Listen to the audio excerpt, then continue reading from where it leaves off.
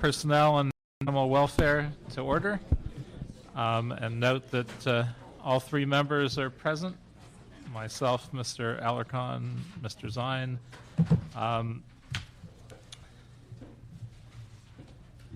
And I'm going to ask that we approve item number 2 on consent.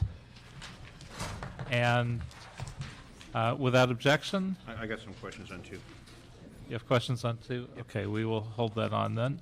I would ask that we continue item number 3 for 30 days for the department to meet with staff. Also ask that we continue item number 4 for 30 days to have the department meet with staff as well. That's good. No problem. So we are going to begin with item number 1. The City Administrative Officer, Chief Legislative Analyst, and the Personnel Department have prepared a joint report. This is relative to the consolidation of human resources functions within the city.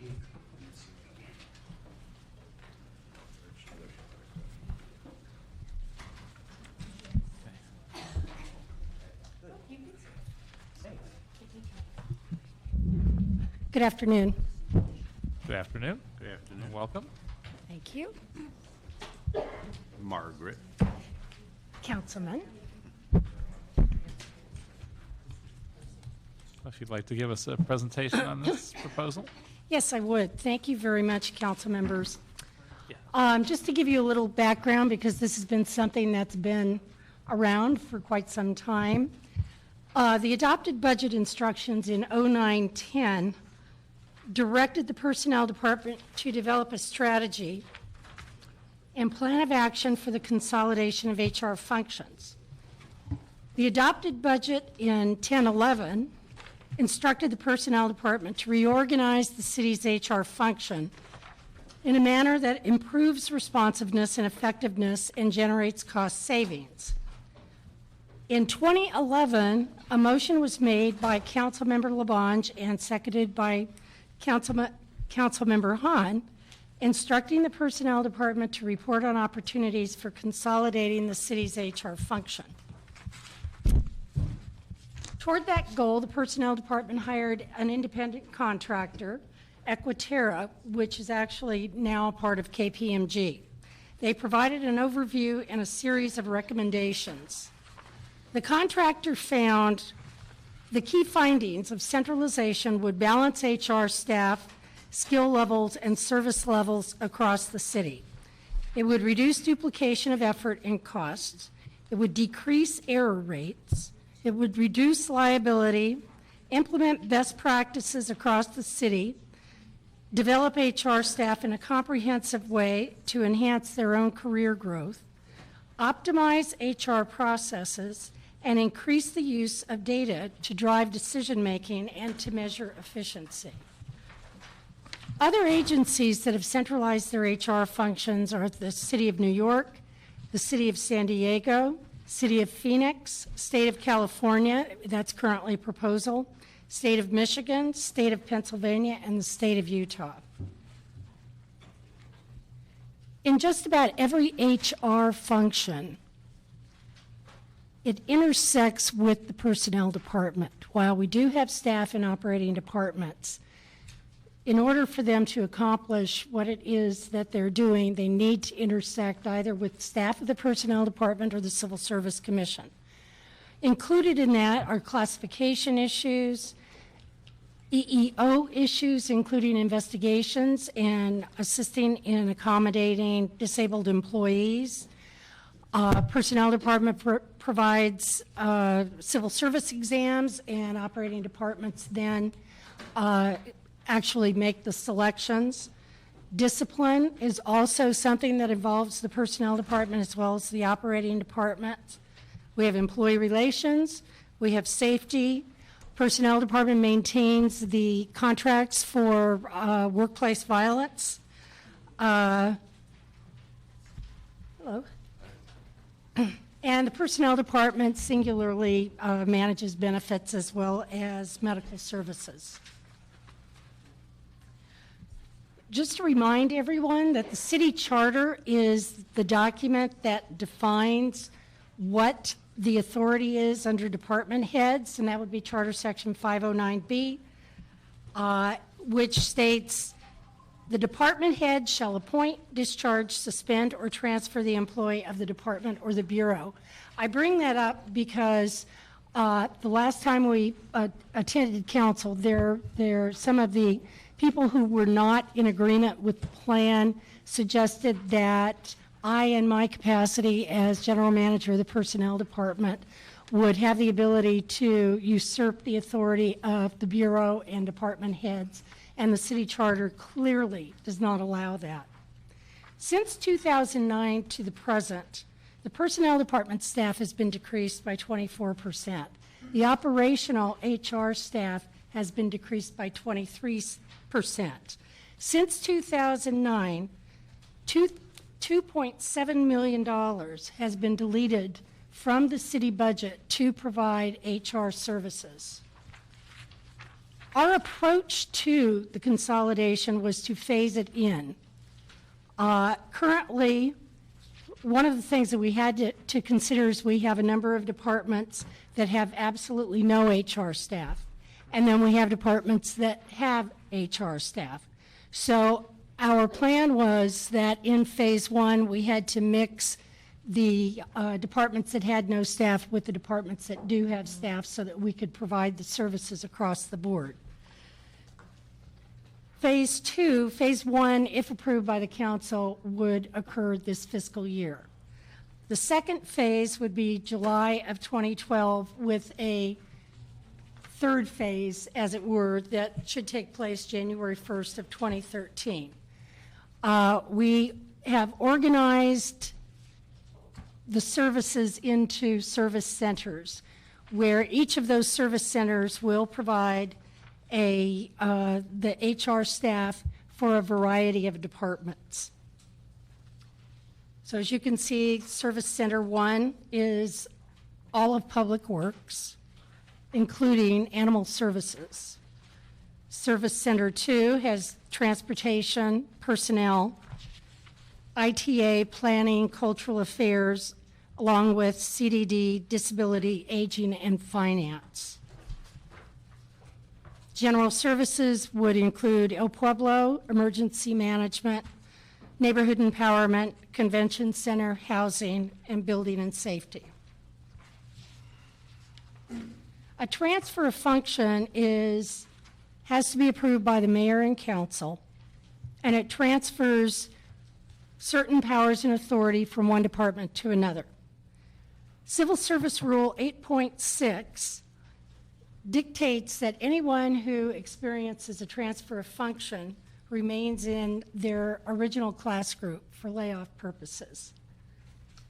And a class group is all of the positions in a class or a department. So in other words, people who are coming from ITA will not come to the personnel department. They cannot be displaced as a result of a layoff in the personnel department.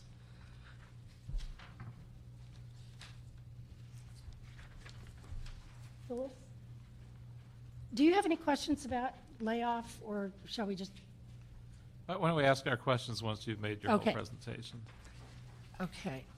So another thing that we have done is we have established shared service agreements with the departments that are in phase one. And in those agreements, we outline specifically what we will do, what the department will do, and we customize them with each of the departments because the departments have different issues that are priorities to them. The service agreements maintain the authority for the general managers to be the appointing authority and as such to appoint and suspend, discharge, and transfer employees. The operating departments had a number of concerns. I think primarily their biggest concern was they expect that there would be a loss of control on their part. There were concerns about employees being rotated out of their assignments into other assignments that are traditional to the personnel department. We have not formally rotated employees for a number of years, and a lot of that is based on staffing. They were concerned about delays in responding to personnel matters. Our service agreements, we believe, address timelines and what could be done if a department felt that we were not being responsive. One of the things that departments were concerned about was they wanted to make sure that they still had their staffs on site, and that was something that initially we were not too supportive of, but as time went by, we decided that that was really in everybody's best interest. First of all, because we understand that department heads want to have the assurance that they have staff that they can go to. Second of all, we don't have the space in the personnel building. And third of all, because we are still a system that is totally reliant on paper, we really could not accommodate all of the personnel files that would need to be moved into the building. So,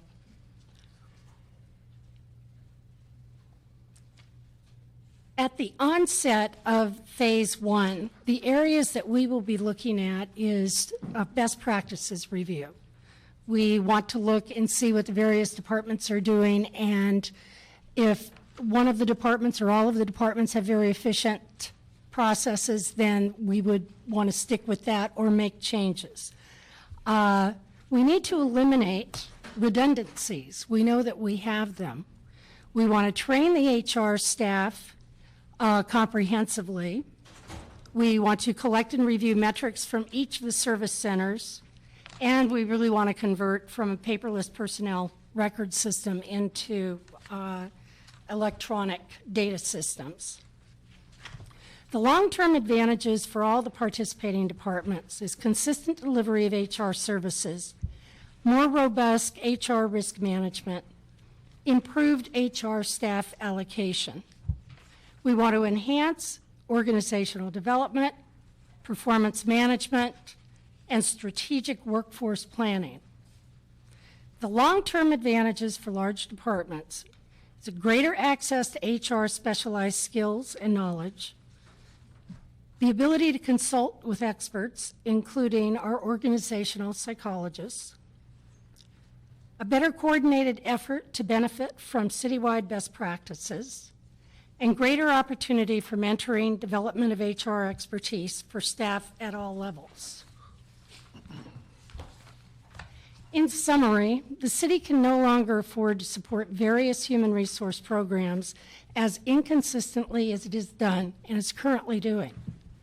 Working together and combining resources is the most efficient way of meeting the city's HR needs.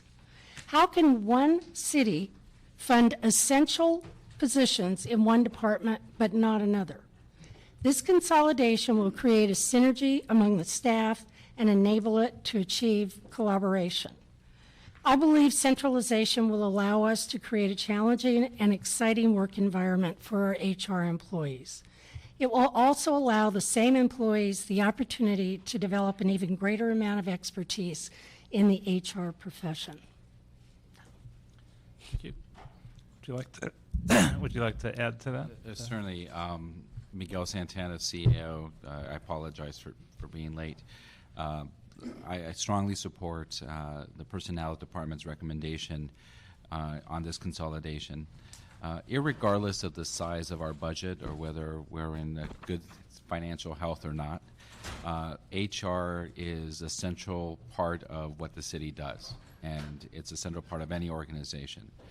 And one of the things that is clear is that the way we run it in the city of Los Angeles is that those departments with the resources have a robust HR function, and those without them don't. And so the result of that, it provides inequity in the kind of access that employees have throughout the city in relation to HR practices. There's nothing fair about having an employee having to deal with a department without an HR function by mere fact that that department is in a situation financially that it can't afford to have one, versus another department that may be special funded that has a very robust HR function. So What it does, it provides a failure of established continuity across the city, and as a result, we see a lot of the issues that Maggie, through the work with departments, is starting to uncover. The HR consolidation allows for the best practices to emerge and to provide continuity across the city, specifically in areas that result in potential litigation like EOC violations. Continuity is important. Consistency in how we handle these cases is critical to ensure that our employees have their rights protected and are treated fairly as they navigate through that process. In addition to that, this is not the only area in which we're looking at.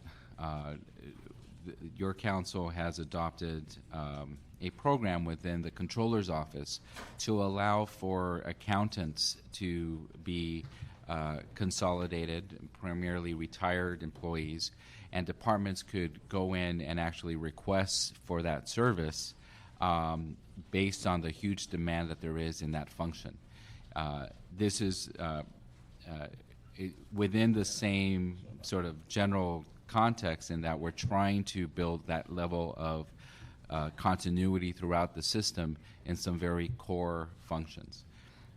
So I recommend this, even if we were to not be in a fiscal situation where we can't afford to create sort of an HR infrastructure within each one of our departments, in part because the end goal here is really to establish consistency across the system, build expertise among those workers who are doing this work, and provide a level of fairness to our employees so that they have access to HR personnel and the processes that entails.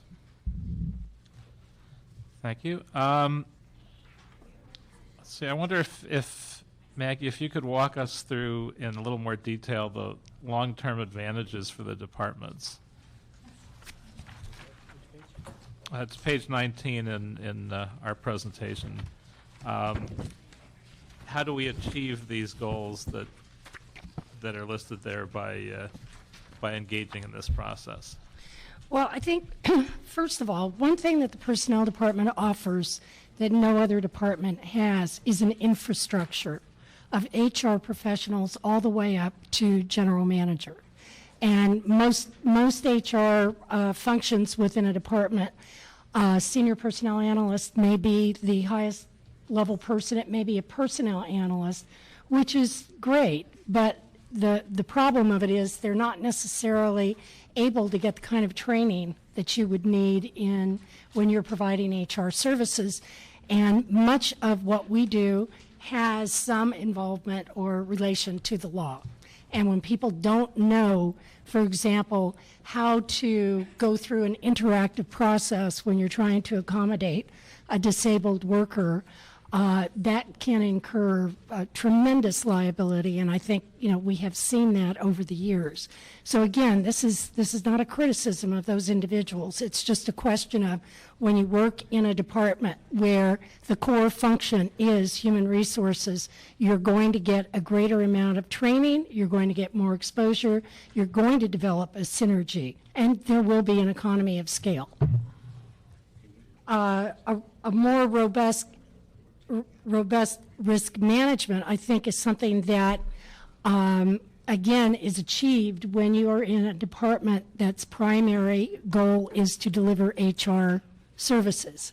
Because sometimes people may not realize that they are creating a liability. And that's why your risk management in HR has got to be ongoing. It's got to be current. People have to know what the laws are because the laws do change, and that's an important issue. Sure. Mr. Allocation, you have a question on that point? So to provide a specific example, if one department is being sued for discrimination, The courts do not recognize that department as an independent body. And so if the city in another department has set a precedent through some other course of action, it could undermine the actions that may have caused the perception of discrimination. In other words, they don't separate because one department acts differently than another department. Right. And we get cases all the time before us in city council where we scratch our heads and wonder why a department acted a particular way, but another department acted completely different. And so you're saying that you would have more control of those kinds of risks by ensuring that the practices between the various departments are more consistent. Yes. Okay. Thank you. Why don't you continue? Okay. As far as the improved HR staff allocation, I know that the people who have staff are deeply concerned that if we use that staff to provide services to other departments that don't have staff, that they'll be left in the lurch. And that is not the intention. What we want to make sure of is that assignments are prioritized and that we don't incur liability in that little department that didn't realize that it was going to make a mistake and it's going to cost the city $500,000. We want to make sure that those kinds of things are addressed and taken care of. Performance management is an area that I know the city controller has recently embraced as it relates to budget, but you've got to have some ability to monitor the performance of employees. And we believe very strongly that we need a performance management system that's applicable throughout our system so that we do not have 40 different systems, none of which are transferable. We want to make sure that there are certain aspects of it that apply to all departments. And of course, there is a certain amount of customization that takes place because each department is different, but there has to be a core set of values that are represented in performance management. Strategic workforce planning, I think we can all acknowledge that with all of the disruptions over the last few years, strategic planning is an area that we all need to work harder on as things stabilize. And we're still not out of the woods, but that is a goal of the consolidation. Greater access to HR specialized skills and knowledges. I have to tell you, every day, if I am trying to solve a problem, I never solve that problem on my own. I bring in people from the various divisions of the personnel department who have expertise. And we talk about it because much of what HR is about is judgment. You have to make the right calls. And the problem of it is if you don't have anybody to talk to, chances are great that you're going to make a mistake. So I take advantage of the experts that I have. I certainly don't have all of the expertise that exists within HR, and I think it has helped me to be a better professional, and so I have to believe that it would help all HR staff to be more professional. The best practices, I think that is going to yield quite a lot as it relates to efficiency within city government. We have some departments that are really amazing, the things that they're doing, and I think if we could gather that information up and apply it across the board, the city would be much better for it. And I think the greater opportunity for mentoring, I think, the personnel department has over 300 people, and we've got a lot of expertise. We have psychologists, we have people who have gone to law school and passed the bar, and they're not practicing. Just want to make sure you know that. But they're very helpful, and they're very wise, and they're very accommodating. And I think that anyone who comes to work for the personnel department is going to benefit. They're not going to lose anything as it relates to the growth that they will experience.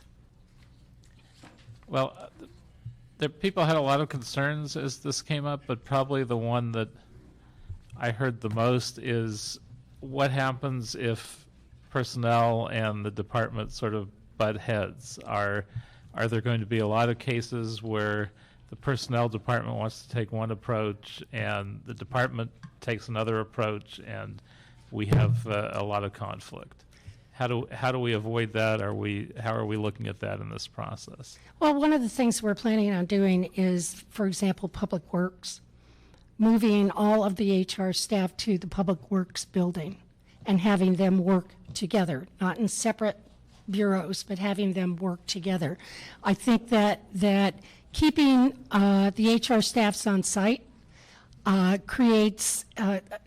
continues to create a strong relationship with the management of that department. So I don't think that that's going to happen, but the one thing, the service agreements, all of them contain an agreement that should there be any kind of disagreement between the personnel department and Public Works, if it's in relation to suspension or discharge, that the appointing authority is the final authority.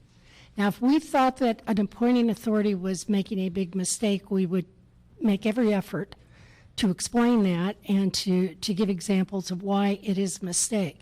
However, the city charter is very clear. That authority rests with the general manager or the bureau head. So we think we can minimize conflict in this circumstance.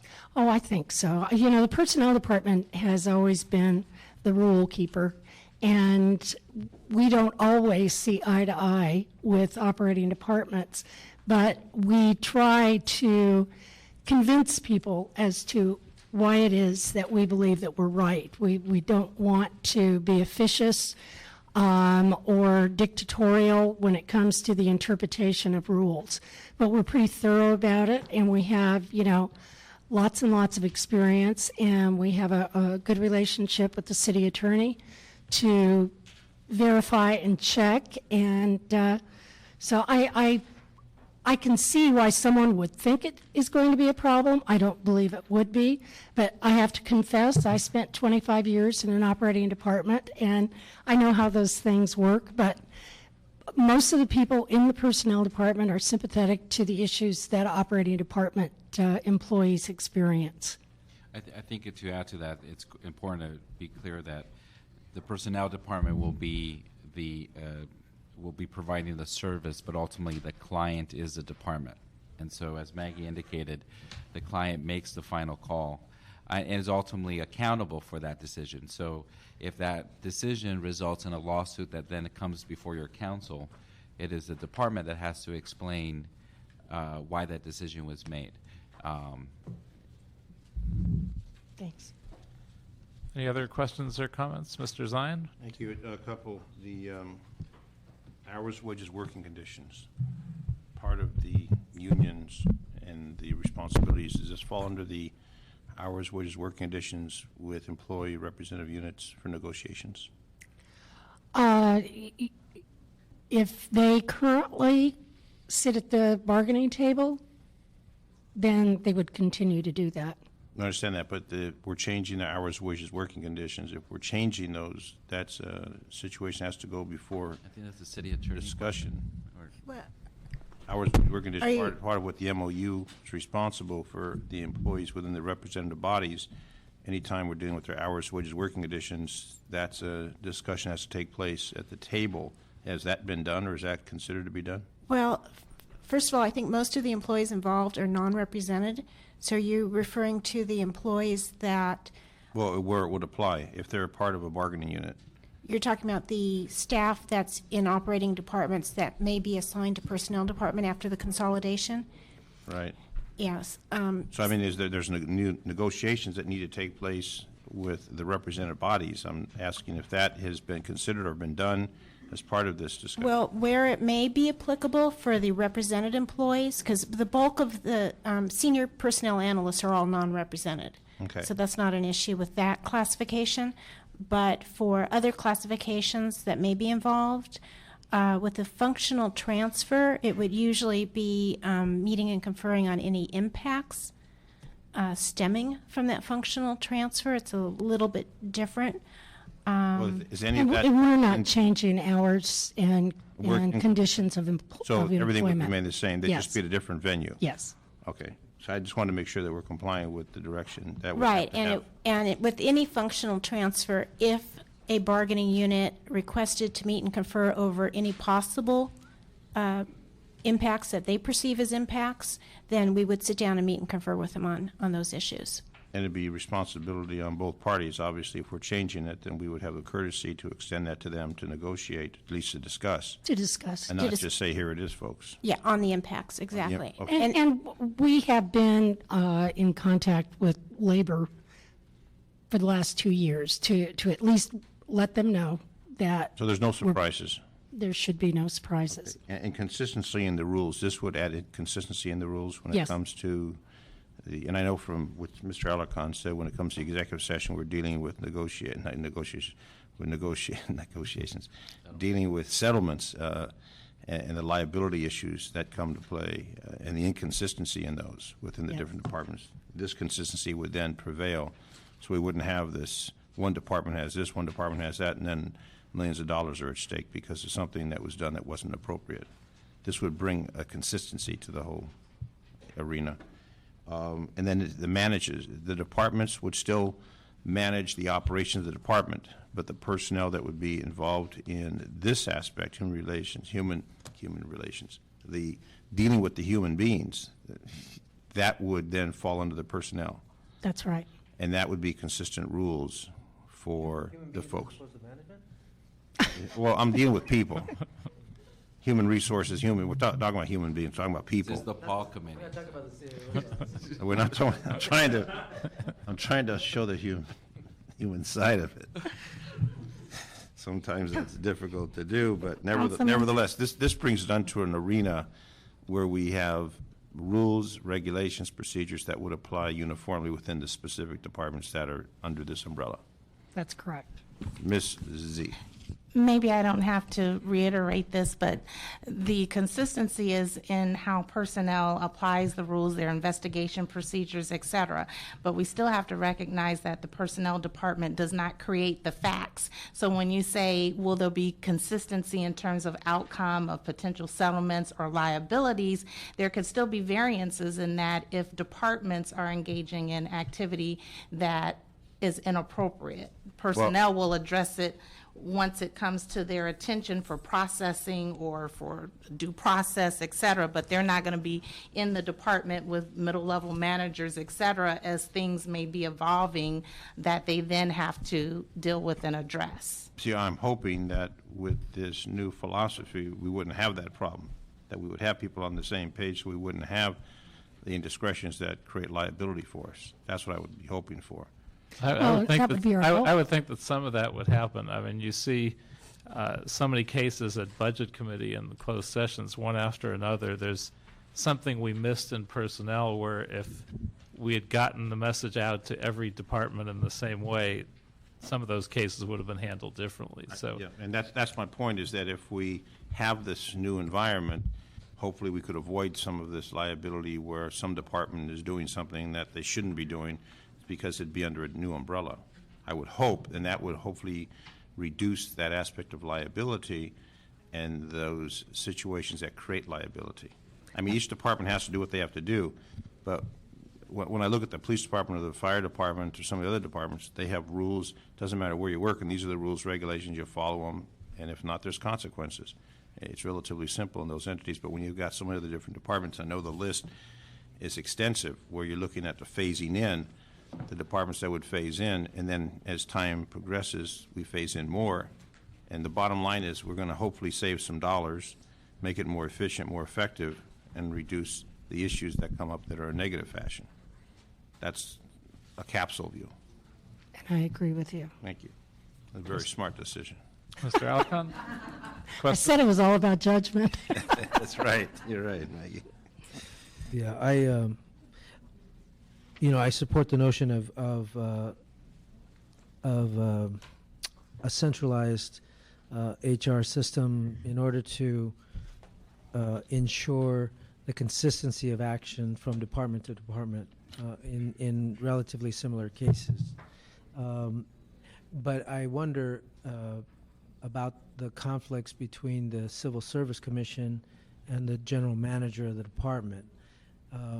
The loyalties under the current system, the loyalties of the personnel manager of a department are with the culture of that department. But by moving over to a centralized personnel department, they wouldn't be forced to absorb that culture. They could collaborate with other department heads and see how to do it on a consistent basis. But with regard to the Civil Service Commission, what power, I don't quite remember, it's been a long time, but I don't remember what authority the Civil Service Commission to overturn decisions at the department. I also know that general managers don't typically take appeals to the Civil Service Commission. It's their personnel department. So in the case of an appeal relative to an employee who is taking an appeal to the Civil Service Commission, would it still be handled by the personnel department, or would it be handled by the department? The employees who are currently members of a department after the transfer of function would be personnel department employees. So yes, it would be personnel department. No. I'm talking about employees that might be filing a grievance against the city that is handled by the personnel department after the transfer. If they were to appeal that to the Civil Service Commission, would that be handled, would the department have a role at the Civil Service Commission, or would that be handled by the personnel department? It would be handled by the personnel department with the operating department staff. So in some cases, the advocate who works for the personnel department is representing ITA would continue to do as they're currently doing. It's just that they have a different reporting relationship. So when a department personnel, a DPO, Department Personnel Officer, is currently going to the Civil Service Commission on behalf of the department, you're saying under the new system, the Personnel Department would then bring another staff person over from the department to go to the Civil Service Commission? No. For example, we have an employee who's personnel director for ITA, and that employee gets transferred to the personnel department. However, that employee will continue to provide services to ITA. So if they have to represent the department before the Civil Service Commission, they would do so in their capacity as a personnel department employee. Okay. So in terms of the decisions of the Civil Service Commission, do they have the power to terminate? No, but they have the power to either sustain an action or not sustain an action. Okay, so if they don't sustain an action of termination, what happens? The employee would be reinstated. So the Civil Service Commission could overturn a department's decision? Yes, but the Civil Service Commission has that authority under the charter, and it's always been that way. Yeah, but the representative of the department is going to have a different cultural base than the representative of the personnel department. I don't think so. I mean, because that's where they came from. I know so. And that may be a good thing, but it is something that could cause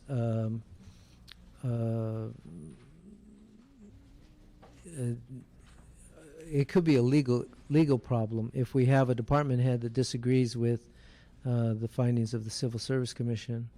We have a lot of departments. That now. Yeah. That's the case We actually now. have that now, and I wouldn't suspect that necessarily will change. It could change and has a better opportunity to change because you'll have uniformity of practice and application by those individual personnel directors being under the umbrella of the personnel department. But even now, a department and the department through its general manager may not agree with the outcome of the Civil Service Commission.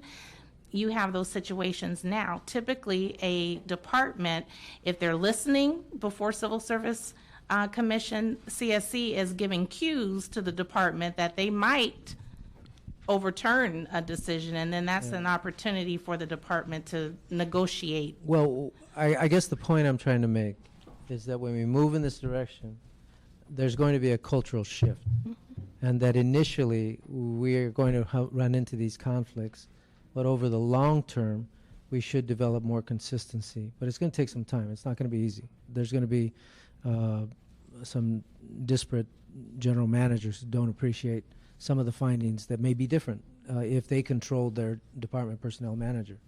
So that's just something we should recognize. But if we believe in the long-term improvement of the system, then that's the direction we should head in. The other question I have is relative to the savings. We keep talking about the efficiencies here. Where exactly are we getting the savings from? We actually are not projecting additional savings, and if we are, we want to convert that savings into developing more efficient technology. If we did have savings, where would they be coming from? Well, through attrition. I would believe that in some cases there will be an economy of scale. So we're going to reduce the staff? That's not my intention. So where the attrition means reducing staff? Well, the savings have already been attained. We have already, we have not spent, I don't know that you could call it savings per se, but we have not spent $2.7 million over the last 3 years as a result of losing a number of HR positions, either through ERIP or just through attrition. So my contention is that we have already saved a considerable amount of money. The idea of cutting under these circumstances does not make sense to me, because we are already pretty thin. But where we could afford it, if through attrition, someone were to leave and we could continue to maintain the level of work, we would want to use that savings in order to convert to labor savings systems, electronic systems. But you're not saying the primary purpose here, I don't really see a discussion of savings, but you keep talking about economies of scale, and the primary benefit is more efficiency, accountability, effectiveness. That's the primary issue. And to provide services that departments So why don't we aren't include getting. the CAO's office in this transition? I would love to. Well, again, this is not a cost-cutting measure. It's not on the menu of potential cuts. It's in fact to try to mitigate the cuts that have already been made, and that's why I started by saying that irregardless of what kind of organization we have, regardless of the size, we will always need an HR function, and this is the best way of ensuring that continuity. It's interesting that on your discussion around the Civil Service Commission, the Civil Service Commission sees the same thing you see. They see similar cases being handled in different ways, and in the same way that you see it through settlements. And so one of the things that I think they recently stated in their meeting in January is that this could potentially allow for the handling of cases in a similar way across the board. And that is a concern. When this was first proposed, the Civil Service Commission wrote a letter to your honorable body, essentially saying that they supported it because they are concerned when there is different skill sets across the system, and some departments are very experienced, very good at presenting cases. Other departments may present one case every 2 years, and so it's very difficult to hone your skills when you're only doing it occasionally. No, it sounds like part of the answer should be if there are savings, it would come from reduced liability from handling some of these cases properly and giving the proper training and a uniform approach to things across the board with the city family. That's a good point. Well, it also addresses, I think some of the labor units are concerned that that there will be an arm's length between the services provided by the personnel department and the services that are needed by the supervisors to be able to develop that consistency and get the training they need to be effective supervisors. And that's why How do you address that? we're continuing to keep the HR staff at their facilities where they're currently located. If I can add, Richard, to the fiscal impact, the transfer of human resource positions related funding from the affected departments to personnel results in no direct impact to the general fund. However, the report states HR consolidation should result in efficiencies and improved HR services. So that covers the financial, if there's any. Okay. Ready? Yeah, I'm actually curious to hear what others say. Well, there's only one member of the public to speak. I'm very curious to see what that person says. Lewis Harris?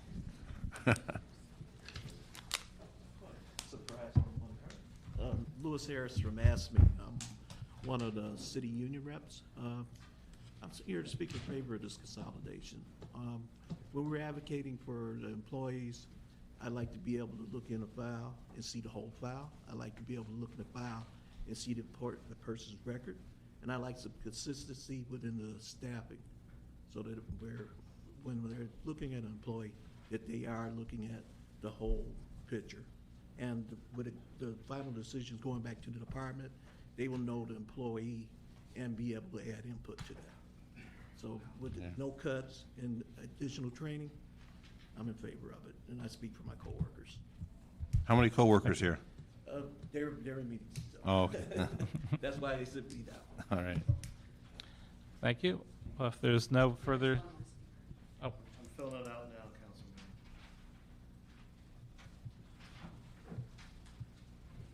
Councilman. Benjamin Pizzillo, Engineers and Architects Association, and we represent the classification of personnel analyst, which could be the most impacted by this plan. The only concern that I could anticipate at this point, quite frankly, would be that personnel department often serves as an independent authority for the employees to go to when they run into problems with the personnel or HR mechanisms in their own division. And so long as I think steps are taken to maintain somewhat of a firewall where things like the Office of Discrimination Complaint Resolution would not be transferred to the divisional level or departmental level, I think we would not have any concerns. And I appreciate, Councilmember, you're bringing up the issue of meet and confer. As I understand the plan now, no one will be physically moving from any location, and I don't believe there would be any impacts, and we have been in discussions with the department on issues related to seniority, and those seem so far to have been reconciled to our satisfaction. So I do appreciate your comments, and my only, I think, concern from our organization would be maintaining some of those independent functions the personnel department has that are an avenue of redress when the employee runs into problems with HR functions in their individual departments and bureaus. thank you. Maggie, I wonder if you could respond to that for a moment. Thank you, Ben. We have a number of divisions that will remain intact in the personnel department, and I appreciate him bringing that up, but we do have the Office of Discrimination Complaint Resolution, and that reports directly to me, and that is how we would continue to do that, because it is important that employees have the opportunity to state their issues, and we investigate every case that comes before us, and we would want to continue that.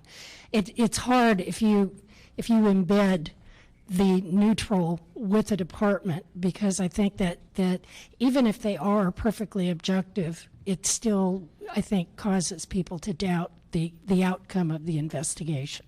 So, Okay. Thank you. We asked for a motion to approve the report. Move the matter. Yeah, a second. Without objection, that is approved. And item 2, Mr. Gretz, can I just say that I think all of us agree that we are frustrated at some of the cases that come before us, primarily in an executive session, and we're frustrated particularly when we see departments conducting the same kinds of activity that produce the same kinds of result in terms of the city getting sued. And so I think my primary goal in supporting this is to see more consistency so that we can avoid those kinds of lawsuits. But it's very frustrating, and when departments are asked, what corrective procedures have you implemented, they typically say none, notwithstanding the fact that they've got a case where they've clearly made some mistakes, and the city attorney has to resolve it. There's no burden on the department to improve their behavior, and nothing gets better. So hopefully, with the personnel department managing that function, they'll be able to backtrack and train the department personnel appropriately, or ensure that those departments are held more accountable to improving the services they provide. Yeah, I think we all are expecting that with the approval of this item. So now item number 2. On item 2, the city administrative officer has submitted a report relative to the approval of the 2009 through the 14th Memorandum of Understanding for the Los Angeles General Services Police Officers Representation Unit. Good afternoon. Thomas Simonovsky from Office of the CAO. I just have a few questions on it, so you don't have to go into a long statement. If we could get the representatives from the bargaining unit to the table, please. Just a few issues on this. When I look at it, MOU, you look at the benefit to identify, please. Michael Robertson, President of Los Angeles General Service Police Officer Association. Thank you. When I look at this MOU, what I'm looking at is a cost savings of $685,000, 2011, 2012, $450,000 savings, 12, 13, and $288,000, 13 and 14. So I just wanted to acknowledge the fact that while there's a 1% increase over the 2011 to the 2012, to the 2014, 2009 to 2014, so it's obviously making up for lost time, but there's many givebacks. And I just wanted to acknowledge what is being given back. A salary reduction for new hires to 20% less in the salary compensation, health care contribution, retroactive to July 2011, additional 4% back to the city, overtime, no cash, just comp time. What's the limit that they have on that, on the comp time? 240 hours. Yeah. Okay, so 240 hours of comp time with no cash. The longevity with 20 years of service, how many folks in that 20 years of service or more? It's a handful. I believe it's no more than 5. Okay, so that would apply to very few folks within the ranks, and I just wanted to acknowledge the fact that this negotiation obviously taking place from 2009 to 14 for this MOU with the very, very small increase. When you look at the givebacks that you're given, it's basically going backwards as far as the compensation package. But I wanted to acknowledge the fact that you're providing a public safety, and we talk about meeting the demands and the needs that we're going through. Significant reduction, and you folks have stepped up. I just wanted to make an acknowledgement of that, because normally when you see the contracts, there's increases, and these are basically reductions across the board. So I just wanted to acknowledge Thank you. that you've come to the table and obviously helped when we're having this financial situation that the city's faced with. So I didn't need to go into the whole dissertation, just to publicly acknowledge what you folks have given back. So I want to acknowledge that. Okay. Yeah, I think it very well reflects the economic restraints that the city has placed on all the bargaining units. This contract does. Exactly, exactly. So I would move for approval with the acknowledgement of the association, what good they did to help the city out. Los Angeles General Services Police Officers Representation Unit. I think we all appreciate their givebacks and their general good service. So without objection, that item is approved. Thank you. Thank you. Now, we have a number of speakers for items 3 and 4, which are continued, and public comment, which may relate to those as well. So I'm going to suggest we take a few minutes and hear public comment on item, or I should say comment on item number 3. And if you've sent in a public comment for the same item, let's just hear it once. Beginning with Phyllis Dougherty.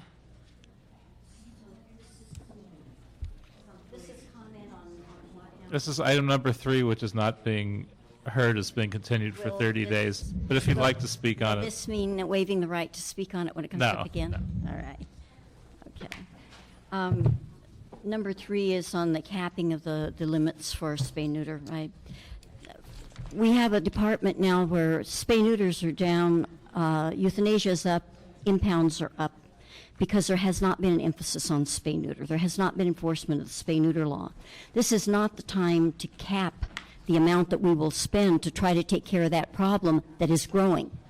We have no indication that this is going to decrease, plus the costs of veterinary services are rising rapidly. There's a big move in Sacramento to tax services. That will be added on to veterinary costs. We really have no idea how much it is going to cost us to sustain a really valuable spay-neuter program that will continue the efforts that we have made since we first started the license differential. The license differential is actually the source of causing people to spay and neuter. The idea was that with this differential that would basically cover the cost of spay and neuter, people would be inclined to spay and neuter rather than pay the $100 to have their license renewed every year. However, as the cost of spay-neuter goes up, it will actually not balance out anymore. You'll have fewer spays and neuters, and we will have more animals. We will go back to the dog pack situations that we've had where you could not get out of your doors. I know you don't think that will happen, but it is happening not only in all of the United States, it's happening all over the world. I just did an article on a postal carrier that was killed in San Diego from a pit bull bite, but a dog bite. And we went over the statistics. San Diego had 45 postal attacks last year. The city of Los Angeles, the area of Los Angeles, had 44. The number 1 was 62 in Houston. So we are just almost at the number 2 rate across the nation. So we need to concentrate on the issues, resolve our spay-neuter issues, our overpopulation issue. Then we can talk about capping the money. Thank you. Second speaker on this, Susan Taylor.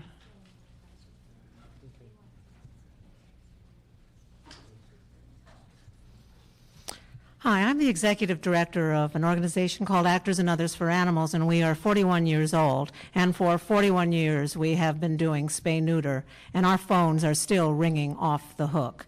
Spay-neuter services are still widely needed. And for this, so I'm opposed that the money would go into a more general fund for the department to use, and that it remain in the spay-neuter fund. We have fought long and hard to get all this money into spay-neuter, and it's the foundation. I mean, you don't build a building and keep putting up floors if you don't have the steel girders in place, and that's what we're doing. We have to get the foundation done, and that is spay-neuter. And now that there is not enough personnel, there's not enough animal services officers on the street, we're not doing sweeps anymore, those animals that used to be brought in are multiplying like anything on the streets. We just can't do that. And so I'm strongly opposed for these reasons. It also flies in the face of the original motion. So I'm going to read from that. It says, during this period of limited resources, the department's spay and neuter services should be preserved as they are an effective tool for increasing the number of sterilized pets and decreasing the intake number of city animal care centers. That was the initial motion, and I think we need to stick with that. It also assumes facts not on the table. Spay-neuter services will not go down for many, many years. I've been in the, since no-kill, the term no-kill has come in for the last 15 years. I've heard that every 5 years we are going to get to no-kill. That was 15 years ago. We have to be in reality. We have to hit the problem. And it doesn't take into account, like they was said, that the vet prices are going up. And if we have resources, extra resources, let's provide more free services. That is what needed. So please, don't do this. Thank you. Next speaker is Judy Mancuso. Hi, I'm Judy Mancuso, and President of Social Compassion and Legislation. And I echo the thoughts of not taking any money and directing it from this fund anywhere else. I do believe that raising money for construction, maintenance, land and capital improvements, purchasing equipment, services, and furnishing is important. And I think that money should be raised for those things, but not at the cost of capping any spay and neuter resources. I think that for a city of more than 4 million people, I don't think it's possible to have enough money. So diverting any away, I think, would be the wrong thing to do. Thank you. Thank you. And last speaker on this item, Terry Austin. Hi, I'm Terry Austin from the Amanda Foundation. The Amanda Foundation is 33 years old, and I wish I could say I was too, but I'm not. I'm a lot older. And what I do remember is back in the 90s when we did have packs of dogs on the streets of Los Angeles, especially in council members 8, 9, and 10, those districts. And the difference we made was through our spay and neuter, and that's a fact. That's not a hypothesis, it's a fact. If you look at the year 2000 and the statistics of the Department of Animal Services for Los Angeles, we took in approximately 75,000 animals. By 2008, that had gone down to 55,000 animals. And adoptions during that same time had gone up by less than 5%. So the decrease of over 20% of the animals coming into the shelter was aggressive spay-neuter programs and enforcement. Now, unfortunately, our enforcement has fallen down. We've had our intake has gone up a few thousand in the last few years, but it hasn't gone back up to 75,000. And the reason is that we are aggressively spay and neutering, and we have programs. The predecessors who spoke before me, they're right. I'll tell you, the drug companies in the last couple of years, I mean, the drug companies, as I refer to those blood-sucking rat bastards, have raised prices 300, 400% on things. So the idea that you could cap this fund and think that it's going to pay for the services you're getting now, 2-3 years from now, is not prudent at all. The report mentions better times and building more buildings. Good God, we have 7 shelters. We just gave away one because there's no money to run it. So I don't think we have to worry too much about construction right now. But to cap spay and neuter, no. What we should do is we should be more aggressive with our spay and neuter. I'll tell you, I'm in the streets in your districts, not so much in yours, Councilman Kretz, but definitely in the other 2 councilmen's districts, and there is more need for spay and neuter. Our contract with the city for the Spaymobile limits us to the way we can spend those dollars on the Spaymobile. However, there are other avenues to reach in and get those animals spayed and neutered before they're producing on the street. But it'll be a quick slide back to dogs, packs of dogs. Thank you. Thank you. And also one speaker on item number 4, which is Phyllis Dougherty again. Phyllis Dougherty, the Animal Issues Movement. It's just the staffing on this that we're placing all of these major units, pet shop permits, DART, wildlife. There are several others that are emergency preparedness, and there's one more. I can't remember what it is right now. They're all supposed to go under 10 people that work 8 hours a day. And they're not here at nights. How are we going to cover all of these functions with one supervisor who has no experience in anything really except small animal rescue? I think that wildlife, we do need a person that's specially devoting their time to that and their training, because this is going to be an increasing problem. Even in Echo Park, we are overrun with coyotes now. And we need to have someone that's specially trained, someone that can help the public with their safety, as Mr. Zine said. And I'd like to see it be, though, a little more aggressive with a little more time, where, as you said, if a person is endangered, a child is endangered by a wild animal, we do send someone out to try to actually effect some kind of removal of that animal if it refuses to leave on its own, and they're following all the rules that the wildlife officer has given you. Thank you. It talks about my raccoon. Yes. I've had raccoons in my neighborhood too. But if we can move on to item number 5. For item 5, the Department of Animal Services has submitted a report. This is relative to retail pet sales and commercial breeding regulations within the city of Los Angeles. Yeah, it's a little warm in here, so if we can figure out how to cool things off. It'll cool down.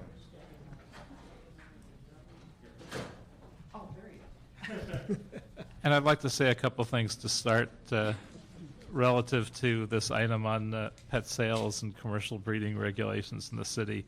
And it's a report based on a motion that I introduced back in May. And many of us know people that have purchased an animal at a pet store without recognizing the negative ramifications of it.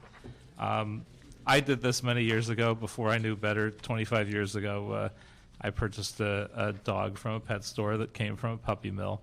And it turned out to be a wonderful dog, but it started with significant health problems, as many of them do, often because of the poor conditions at these factory farms and their bad practices in breeding and inhumane conditions. Puppy mill animals also distract people from the opportunity of adopting animals from shelters and just wind up contributing to the euthanasia rates and the overpopulation in our shelters. It's obviously a very lucrative interstate and international market of these innocent animals that provide pet shops with very profitable stock. And often when they don't sell, they just wind up dumped at shelters and contribute more to the ongoing tragedy. There's a growing sentiment against puppy and kitten mills, and governmental jurisdictions are beginning to look at adopting legislation regulating these mills in a variety of ways. Curbing the market for these unfortunate animals can also play a role in addressing the problem. And with thousands of dogs, cats, and rabbits euthanized in the city's animal shelters annually, there's a growing sentiment in Los Angeles that we have to find a way to break the link between these mills and pet stores. And in recent years, the city's efforts have included establishment of the Animal Cruelty Task Force, strengthening the laws against various forms of animal abuse and illegal street sales of animals, and more rigorous requirements for the granting of performing animals, kenneling, and pet shop permits. A survey concluded by LA Animal Services volunteers in 2010 found around 100 retail animal outlets selling live animals, many of which were obtained from puppy and kitten mills.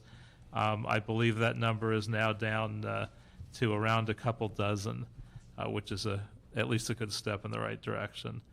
In my motion, I asked for the following: the establishment of a ban on the sale of commercial animal mill-bred dogs, cats, chickens, and rabbits within the city limits, the creation of a program whereby LA Animal Services can work with licensed pet stores to make shelter animals available for adoption at those stores on a regular or periodic basis, the creation of a program whereby LA Animal Services, as part of its normal pet store licensing procedures, publicly and visibly identifies stores that excel in meeting rigorous humane requirements and conditions in the kenneling and sale of animals consistent with all city, state, and federal laws, or which do not sell live animals.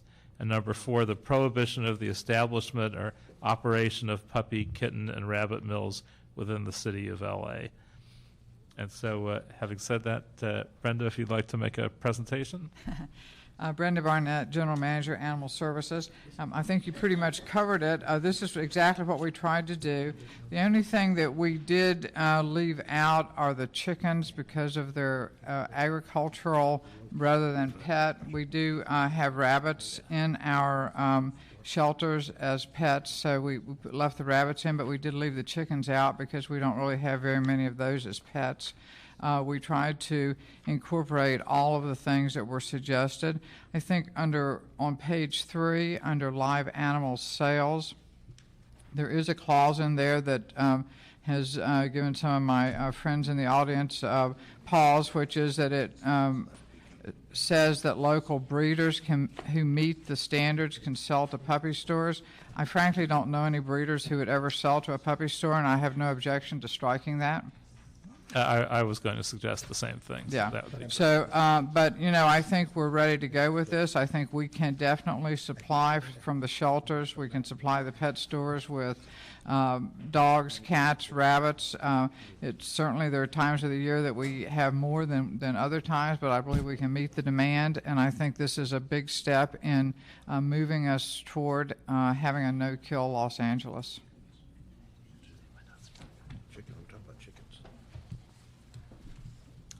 Chickens in or out? Chickens are out. We're recommending the chickens be out. Mr. Rosendahl raises chickens.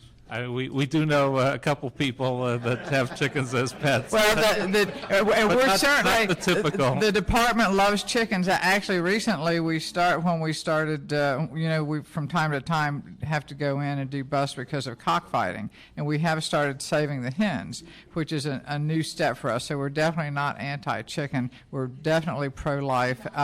But you have to. There's some rules about how you can house them, and also we left them out.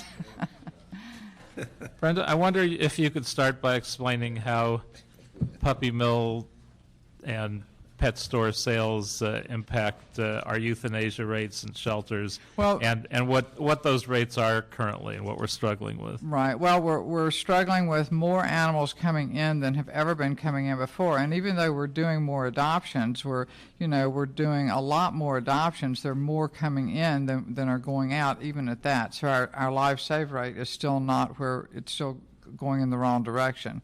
And what happens is people can go to the pet stores, they can buy puppies and kittens, they pay exorbitant prices, and as you said, they may or may not be healthy, and then after a while, even though they have paid a lot of money, they get tired of them and they dump them on the street or in a shelter, or they decide that because they have paid so much money for them that they need to breed them to make their money back. So they end up producing more animals. So, right now with the situation that we face here in Los Angeles, we need to do everything we can to stop the breeding of any kind of pet animals until we can get sort of things under control. And I think there's a sunset clause on this, that there is time limited so that we can reevaluate that as we go forward. I believe that in that period of time that the pet stores will probably find that they like working with us and that they've adjusted their business so that they're still profitable. And just to clarify, we're not banning breeders in Los Angeles, we're just preventing them from selling their animals in pet stores. I don't know that we could. Yeah, that's true. I don't know that we could either, but there's been some questions about that, right. So I wanted to. Well, we are working on a different topic. We will be coming back to you with some suggested changes to the Spay-Neuter ordinance to try to strengthen that, but we're still working on that. And there are some major pets chains like Petco that only have dogs and cats available for adoption. They don't sell them. Absolutely. A lot of our rescue groups, a lot of our New Hope partners, if you go around to the Petco's to buy your pet food on the weekends, you'll see our rescue partners in there adopting out dogs and cats.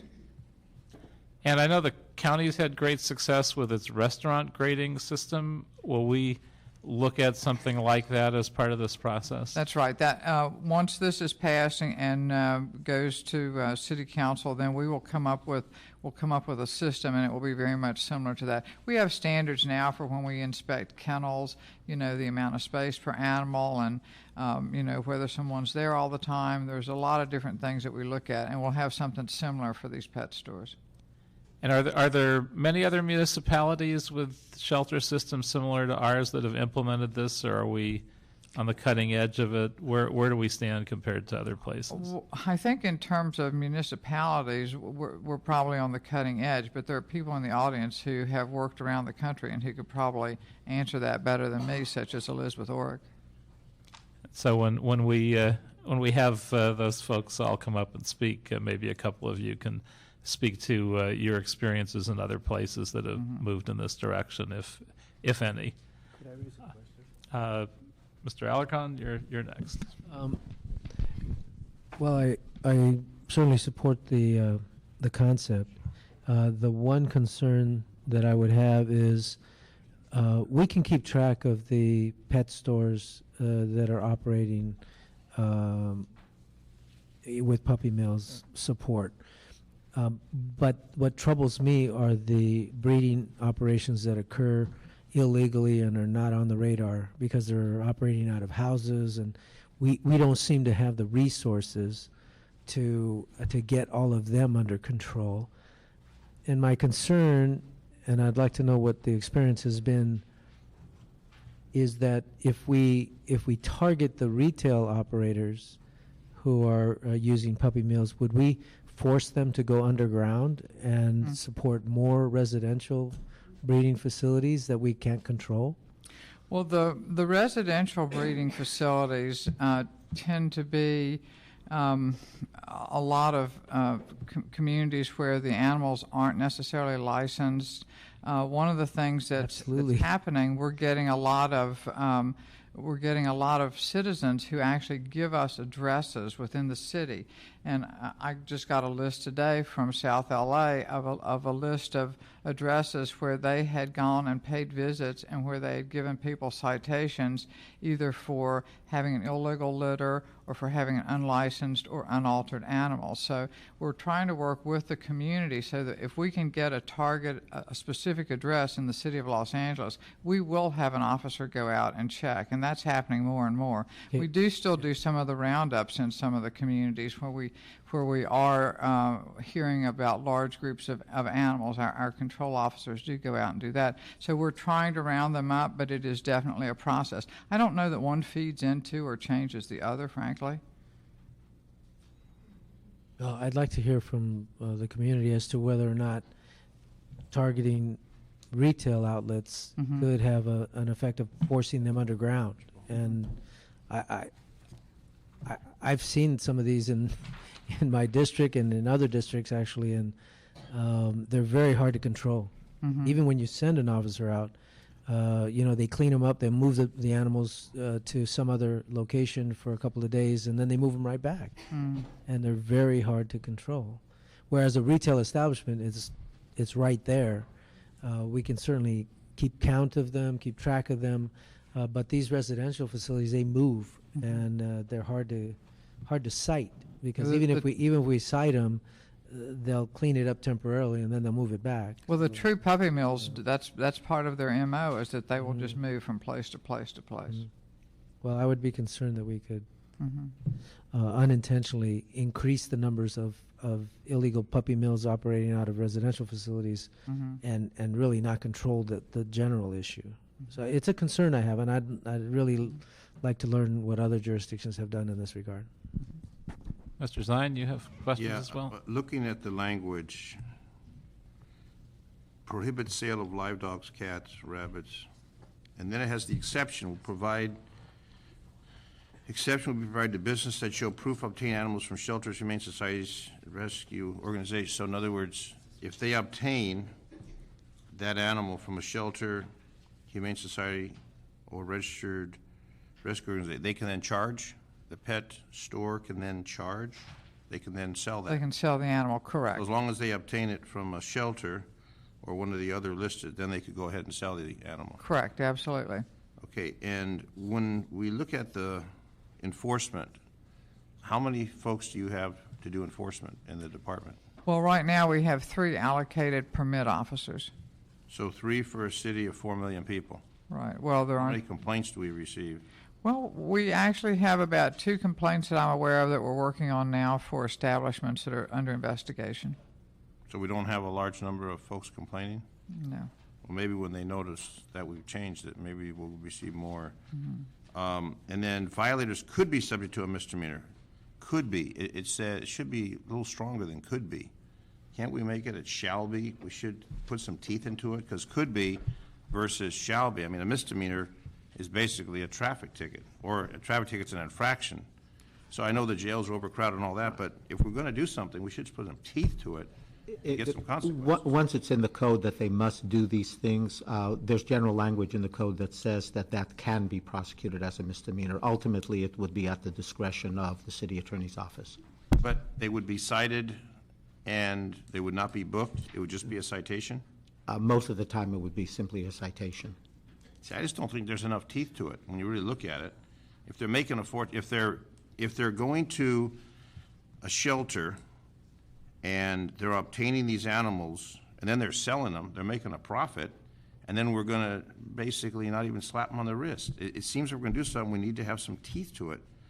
I don't see any teeth. To lose their permit to operate a pet shop, so they're going to operate a pet shop without a permit. I mean, I totally support what we want to do. I just don't think we've got enough teeth in what we want to do for the impact of those. You know what? So what? It's not going to mean anything. I'm going to get an infraction, and whatever the fine is less than $100, so who cares? They're going to make more money selling the animals. I think we need to put some tighter restrictions and show if we're going to do it, then we need to do something that has some consequences. I mean, we're going to pay officers to go out there. We're going to spend more in resources than we're going to get when we want to do something. I may be reading this wrong, but I think the fact that you could either put them out of business or cite them for a misdemeanor is pretty strong. I don't see that. Now, whether they'd want to do it the first time out, I suspect the city attorney's office would want to give them an infraction the first time out. But if they continue to offend, I think they'd put them out of business and they'd prosecute them.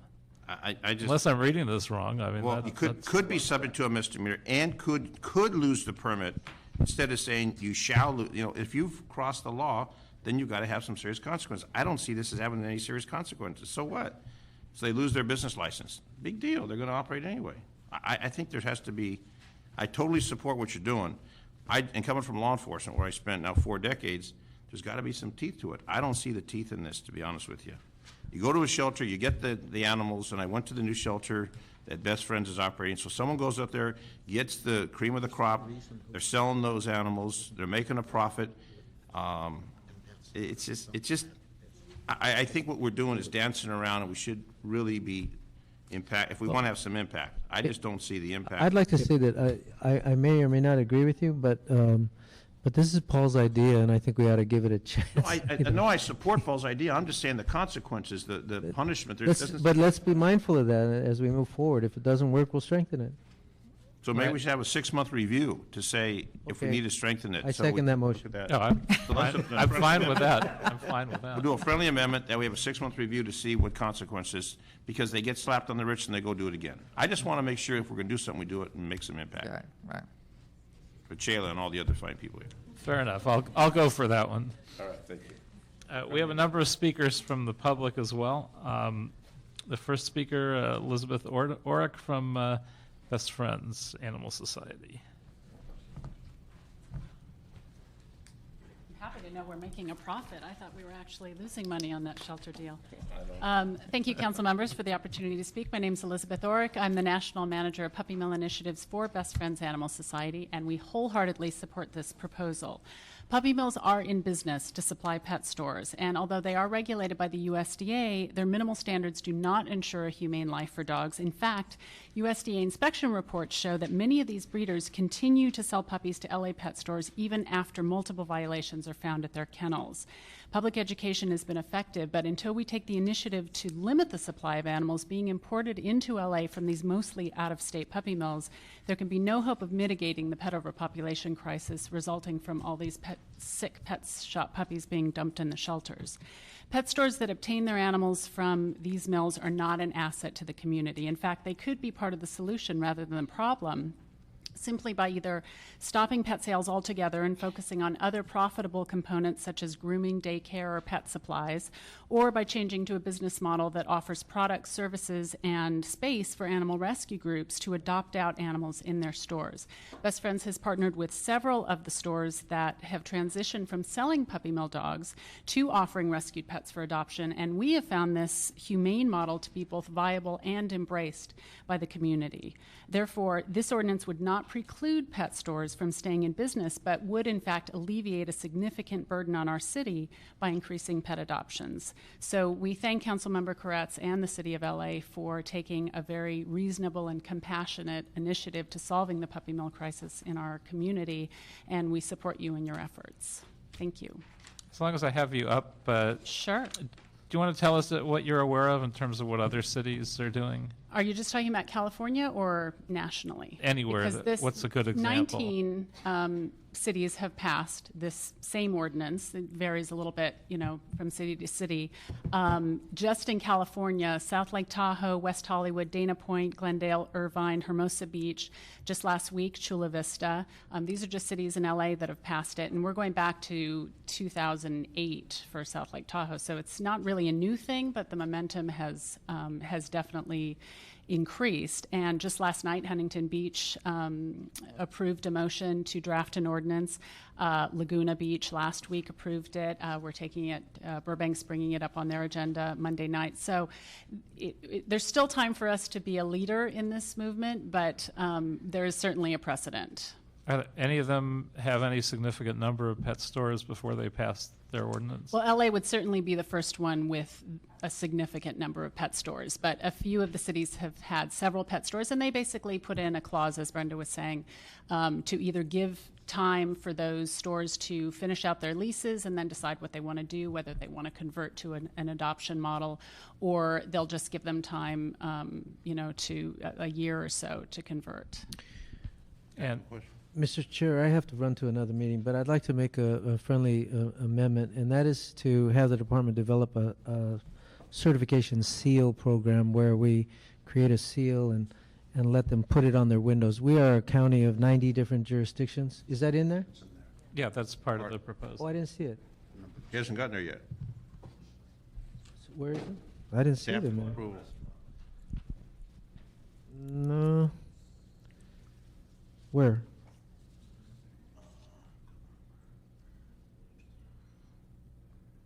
No. Well, actually, it's tantamount to the Green Business Certification Program where we put a green seal. In this case, this meets the city standard, and the reason is not so much within the city because all of them are supposed to comply, but it's really with the 90 other jurisdictions that may have stores that don't have that certification, and would encourage other jurisdictions to do a similar thing in their jurisdiction. So I would I'm not incorporate sure. that. Yeah, I guess we didn't make it clear. Yeah. The last item that says, instruct the general manager to establish a method to publicly identify pet shops and pet supply stores that comply with the restrictions. That's sort of that was the intention. Can we insert that in there? Just yeah, still your motion. It's not my idea. We'll clarify it so it's clear that that's what we're doing. But seal of approval. But that actually was our intent that we had discussed, that it be the method to publicly identify pet shops be as some sort of a seal. Okay. On the properties. And that's actually been really effective because we have that program as well with the humane pet stores that we work with. We have a seal of approval, and it really incentivizes people actually because it's like a good housekeeping seal that people want to have, and it gives credibility to the store and comfort to the consumers. I got a question. So we'll clarify that. I've got a question regarding the other jurisdictions. What do we find in enforcement and compliance? Do they comply? Is there enforcement, or is it just wishful thinking? The jurisdictions that you've mentioned that have already implemented this. There has been compliance because it's very obvious whether a pet store is selling commercially bred animals, especially in Los Angeles. It's very easy because they have to post the breeder information on those cage cards.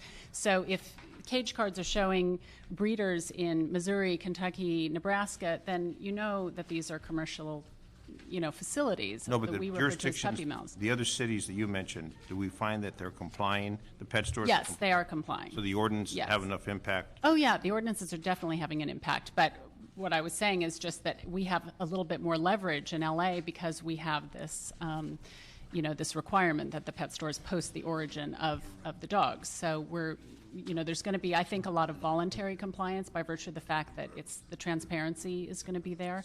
But the other cities have all not only complied, but have encouraged stores to open under a humane model. And I get calls literally every day from people saying, that's such a great idea. I want to open a pet store and just have it be all rescues and adoptions. And so it's actually encouraging other communities to take that initiative because they see that the impact is there and that then compliance is there. When they go to a shelter and receive those animals, before the animal is then sold at that pet store, that animal is either sprayed or neutered. That's part of their responsibility, or is that voluntary? Yeah, well, it's voluntary. It really depends. Chula Vista put in a spay and neuter piece into their ordinance that just passed last week, but it's voluntary. Could we include that to make a requirement that they spay and neuter that animal that they're... The animal will be spayed and neutered before it went to the pet store. Right. From the shelter? Yes. Or the other... Or the rescue, or the... Okay, so it's going to be... Okay, all right, okay. That, oh, yeah, that's... Yes. Okay, to try and stop the cycle. Yes, and for communities that don't have that, the stores do comply. Like we have a partner store in Manhattan that converted, and they will not, that's part of our agreement, they won't adopt out animals that aren't spayed and neutered, because obviously that would be counterintuitive to our overall goal here, which is to reduce the population. Okay, thank you. Thank you. Thank you. Next speaker, Judy Mancuso. Hello. Hello, Judy, once again. Yes. Hello. So Judy Mancuso, Social Compassion Legislation. It is state law that shelters and it was 1998, the Vincent Bill, that shelters and rescue groups spay and neuter prior to releasing them into the public. So I want to speak to the strikeout that Brenda mentioned. Awesome, thank you. Including rabbits, awesome, thank you. This decal. I have an opinion on this. I think that if we're going to give someone this Humane LA seal of approval, and the highest creme de la creme shop you could be is someone who offers the shelter or rescue animal. And I think they're the only ones that should get this decal, because if you're selling pocket pets and fish and all this other stuff, you know, you're still perpetrating animals that come into the shelters, because the shelters do get gerbils and iguanas and everything else. So I don't think that those folks should get the seal. I think that if you get the seal, it's because you only have shelter animals and rescues. Also, I think it's a typo in the report, but it says that it would be a temporary ordinance for 2 years, and the Animal Commission passed it as 3 years. So I wanted to bring that up. And the last thing was to speak to Councilman Alarcon's concern about increasing any breeders from being more underground. You know, we have that issue. We will continue to have that issue. They can sell over the internet. They sell in the newspaper. You know, this takes care of one aspect, which is animals coming from inhumane places and animals being sold that are unaltered. So, you know, this is a move in the right direction. It isn't the end-all, be-all. It's just part of a multifaceted approach. See, I try to get the end all. And we'll get there. And with a council like this, you guys will be the first city to accomplish it, because, and I think you're right, Councilmember Zine, it needs teeth, and I wouldn't wait 6 months. I'm with them. I think we should put the teeth in now. Thank you very much. Thank you. The next speaker, Phyllis Dougherty. How many more you got? I gotta get going. Got a bunch. Almost 5 o'clock. Why don't you limit to 1 minute? Jeez. You ready? Phyllis Dougherty. A little bit different perspective. First of all, 22 pet shops is not going to make any difference at all in the city of LA, and we are going to lose all of our ability to regulate. We have very, very tight laws statewide and citywide where we can go in and regulate pet shops, as Councilman Alarcon said. What they will do now, and what they're already starting to do in hearing this, is they're just offering photos on the wall with phone numbers on them, and they're connected to those breeders. You can go into a pet shop now, and whichever one you'd like, or you can email them and get them over the internet. So we're not, all we're doing is losing the ability to regulate, because those aren't AKC breeders, but people are paying AKC prices, which is the whole goal of this. We tried this in 2009. I could bring you the report. Exactly what you're talking about now. All the pet shops are going to take the shelter animals. It's going to be the greatest thing that ever happened. Total failure. The one store that did it for Last Chance for Animals went out of business because they're in there to make a profit. You cannot force them to take shelter animals. Shelter animals are rife with disease, and we have no prediction and no control. We can't give them any guarantee like we can and they can get on a purebred animal. I can tell you, Loves and Leashes may be doing a few, but I was down on the bottom floor with purebred puppies, and they're packed.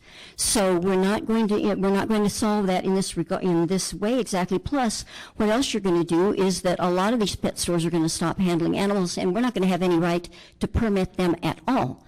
Because if they're not going to take animals in and keep them. What they're talking about is just bringing them like they'll still belong to the rescuers, they'll still belong to shelters. They're not going to take animals out of the shelters with no guarantee of any kind and sell them to the public. That would be foolish. They're just increasing their own liability.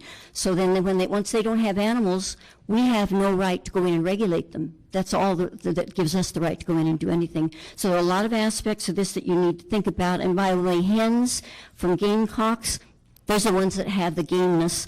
Those are the ones you do not want to adopt out. The males only give the endurance. The females give the gameness and determine how well the animal will fight. So Ms. Barnett needs to learn a little more about that. Thank you. Susan Taylor from Actors and Others. And if I could ask all of you that can to do less than 2 minutes so we don't lose our other vote in the committee. I came down here because I was concerned about having the local breeders inserted into that one paragraph, so I'm glad to hear that those are out. But I want to make a comment that you're doing this, and the pet stores are one aspect of it. But there was mention here today about the local breeders and the breeders that are advertising, like on Craigslist or in the newspapers and all of that.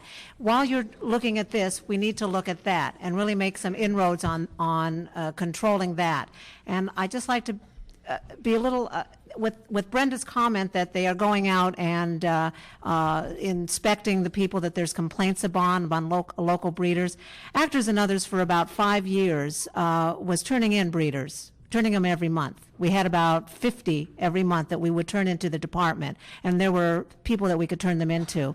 And they were going out and giving them citations or giving them information on spay neuter. And we've stopped that altogether because there was no more enforcement in the department. And I think we have to go back and understand enforcement. All of this goes back to enforcement. And so many things in animal services could be done better, and we could be doing better in spay neuter, we could do better in breeding, we could do better in everything if we have an enforcement. So I think when we do these laws and we look at these laws, let's put a big proponent in it, enforcement. Are they going to be enforced? I worked for 8-9 years on a transfer permit that Dove knows about that I don't think has ever been used in the city of Los Angeles. And it would stop people that transfer animals, not just breed them in the city of Los Angeles, but transfer them. Bred in Glendale, bred in Pasadena, but sold in Los Angeles. They would have to have a transfer permit. And 6 months ago, when someone called me and they called the department knew nothing about it. So I think we have to look at all of this as a circle. Getting against pet stores, great. Let's move forward. Thank you. Whitney Smith from the Riva Foundation. Hi. Well, I don't want to be redundant, so a lot of these issues have already been brought up, but about people going underground, there's already, it's like whack-a-mole. I mean, they're already out there. So what I would like to talk about is the positivity of having venues, even 20 new venues for shelter animals to be seen outside of the shelter. 3 of my most iconic humane icons, my mom, my rescue partner who's a radiation oncologist, and my vet would never be able to go to the shelter. They can't emotionally handle it. So if we let these pet stores show our shelter animals, it's just great. I mean, the breeders, they have so many other venues. They can sell them online, websites. So it doesn't impede their sales. Teeth, yeah, I mean, enforcement is all it's all about. I mean, if they're not afraid of this law, then they're not going to comply. And I already know Barkworks, who's been at Westside Pavilion, they sell the most ailing dogs, and they have a kickback with North Cahuenga Vet Hospital, which I found out. So they sell their ailing dogs, and then they have like a relationship with them. So there's just all this baloney going on. We don't need it. And let's just be the best city ever and make this happen. I think it'd be great. Okay, thanks. Thank you. Hayes Lynn from Take Me Home. Take me home. Hi. First of all, I want to say thank you for doing this ordinance. And it was interesting. A couple of us volunteered to call all the pet shops in Los Angeles. And we wanted to see if they would be interested in this program. And they were. So it wasn't, I thought I was going to be hung up on and cursed at. But they were like, yeah, we would be interested in working with the city of Los Angeles. And they liked the seal of approval. And I'm a PECO partner, and I'm also a New Hope partner. And hearing Councilmember Alarcon's fear, right now at our adoptions, the breeders prance their male and female dogs that they're breeding around our adoptions. So they're far from going underground. I wish they would go a little more underground, because right now it's really in our faces and they're breeding more than ever. And Councilmember Zine, I so agree with you. We need teeth. We need teeth on everything in the city to truly make a difference, because there is no fear. And they snub their nose at what we're doing. The spay and neuter law was amazing. It was a great start. But you can't enforce anything if it's not on the books. And now that we have things on the books, let's throw some teeth at them. So thank you so much for caring, and you guys are a great city council. Thank you. Thank you.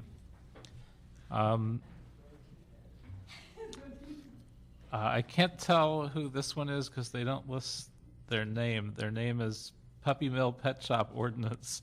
But if you filled out a form that way, let's see, the organization's Starfish Animal Rescue. Whoops, sorry about that. Sorry. Didn't mean to embarrass you. I was just trying to figure out who it was. That's okay. I'm New Hope member, LA Animal Services volunteer for 10 years, police officer for the City of Los Angeles, speaking on my own behalf. Thank you so much for this ordinance. I agree totally with you that we My need... old partner from LAPD right there. You know, again, I don't want to repeat what everybody else has said, but I do want to speak to 2 points. One, you cannot make the situation worse. I want to address what Councilmember Alarcon says. I've worked in the City of Los Angeles for 16 years. Every block, there are people breeding in their backyards. They're both licensed and unlicensed. We have to send a message. It is critical in our city. We are spending so much money housing, killing these animals that we have to let people know and show this as an example that we are only going to have humane pet stores. I want to briefly speak to what Ms. Schlafly said about that pet stores are not going to get animals from LA Animal Services because there are no guarantees. As we know, there's no guarantees from breeders. Many of those animals are inbred and sick, and I highly think that this will encourage pet stores to do the right thing at a time when pure breeds and puppies and other animals are dying by the thousands in our shelters. So in any case, please send a message in the City of Los Angeles, and I highly support your ordinance. Thank you. Thank you. Sherry Shankar.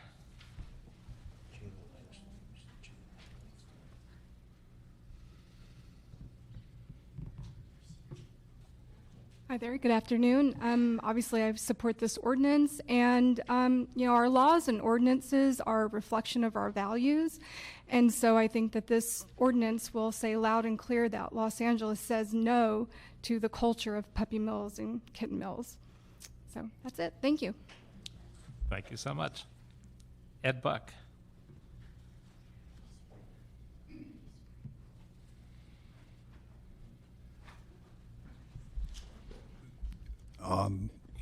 Ed Buck, City of West Hollywood, but I'm here to tell you, I'm looking at it from the perspective of so many years ago we did this in West Hollywood.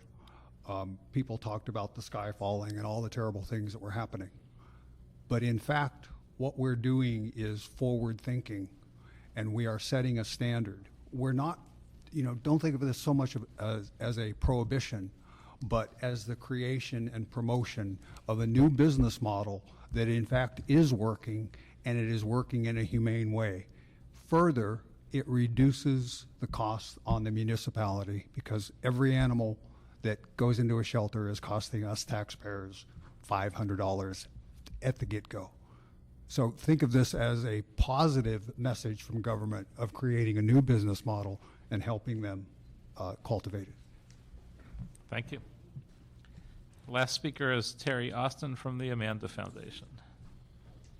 Terry Austin, the Amanda Foundation. I think that sometimes ordinances and laws are passed because of their philosophical bent rather than how effective they can be. And I think in this case, since on page 6 it mentions 24 pet stores in the city. I don't think it'll make a huge difference on our problem of reducing the animals, but I think it's a very important thing to put out there in the public, that we philosophically stand against the idea of pet stores selling animals that come from these puppy mills. So I support the idea completely. The one thing that you have to be careful about, I think, is that the whole idea of where are the animals going to come from? Can a breeder become a 501c?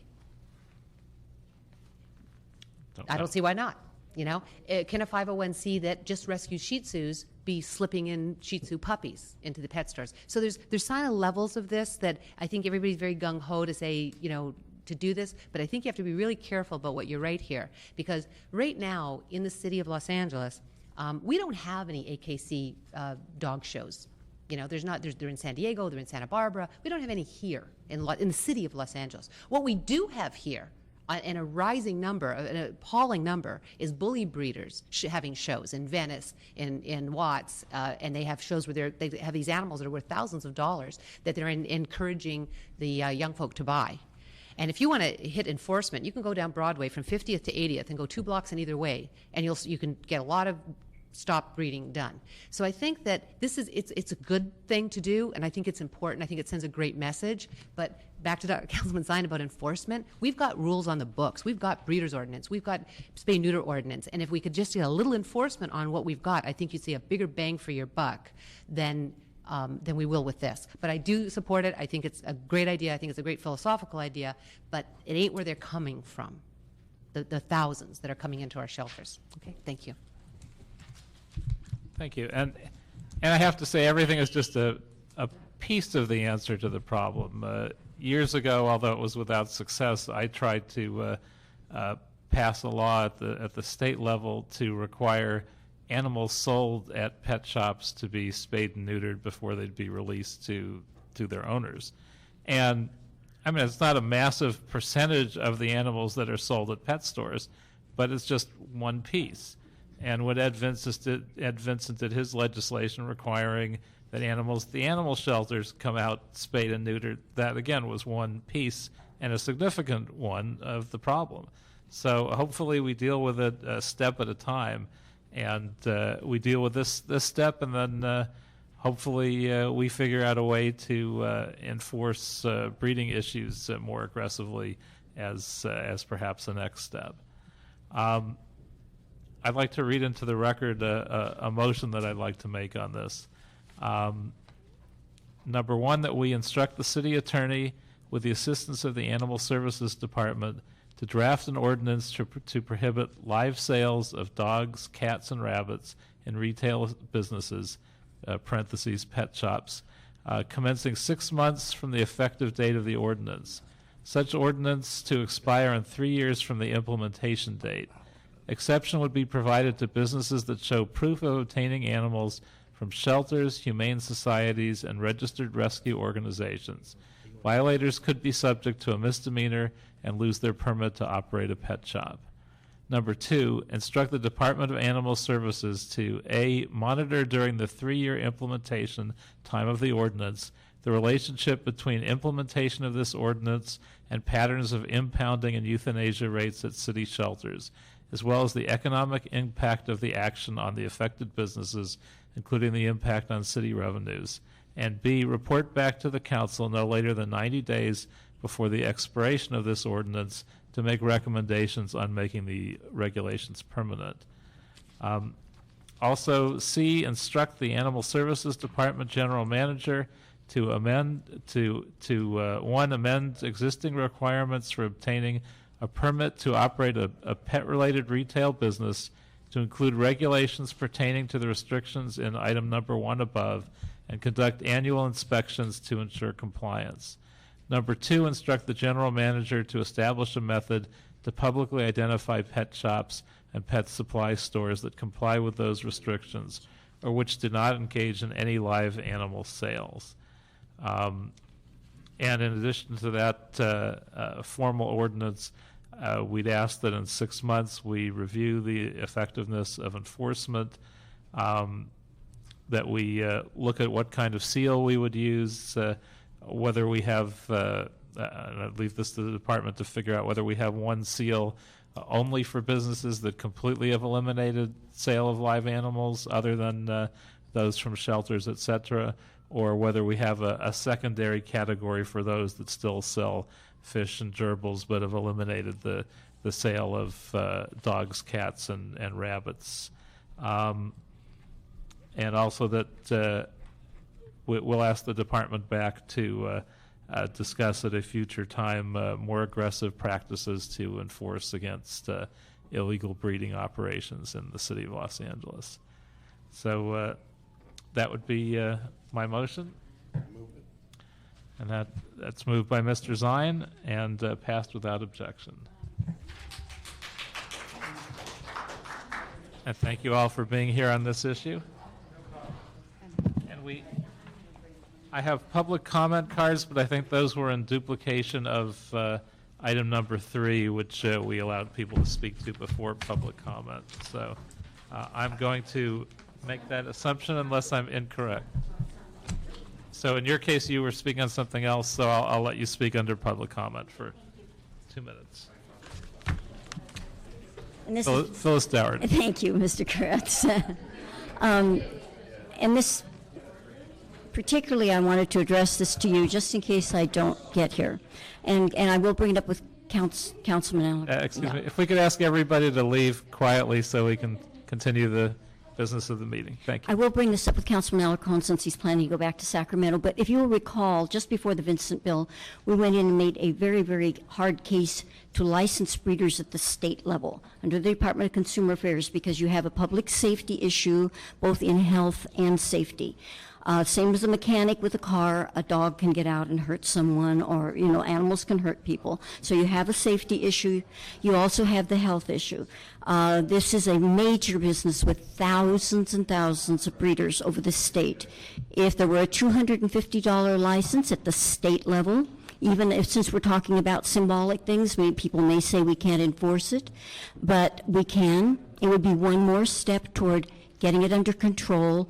And as you know, it will alleviate some of them. There will be some people that a state law will be a little more concerning than a local ordinance where they think they can just get by with it. So we already have the wording for that in Rosenthal's bill that we went as hard as we could with. At least it started. It's what started the Vincent bill. It's what started the idea of actually regulating something from the state level in this way. So we have the wording. We have a lot of, to tell you the truth, Lynette Stevens is still around, his chief of staff. But I think that we should encourage Councilman Alarcon to introduce that again. It would be a good and a really legitimate way to bring in more revenue to the state, and also to give us a little more teeth, because if we've got a state law to go to, we can do a lot more than we can just with the city ordinance. Well, I think that's a good suggestion. Certainly LA City could sponsor it. Mm-hmm. And if Mr. Alarcon winds up as an assembly member next year, we could ask him to carry it or find somebody else. And I think he'd love to carry it. I really think he would. And I'd be glad to work with you on it because, like I said, we've already done all the work. I think it's a good suggestion. I know it dated back to my good friend, the late Hirsch Rosenthal, and yeah. I'd be honored to pick that up from him. Yeah, and Lynette would be happy to be part of it. I know she would come in and work with you. She did all the work. She could be a big help, and I think we could get her back. She's still doing working with rescues. So well, let's ask that you contact my staff, and we'll work on that in the coming year for legislation next year. I think that'd be great. Thank you. Thank you. And with no other speakers, we are adjourned.